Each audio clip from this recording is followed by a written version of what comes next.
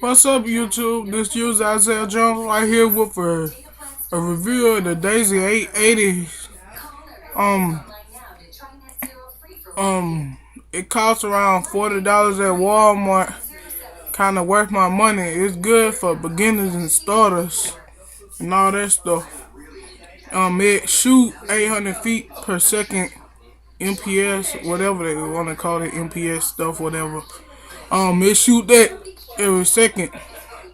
I mean, by a second. But here go how the gun look right here. That's how it look. Hold on, let me put it out there for you to see it. Here go how it look right here.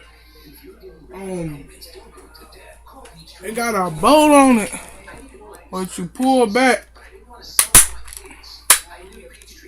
My fault, I slipped on it. There's a bolt right here. You pull back, put your BB in that little hole right. Pellet. It got a BB hole on the other side. A little hole right here. Pull that down. Pull it back up. Now you there. Put it on safety. Pull it forward.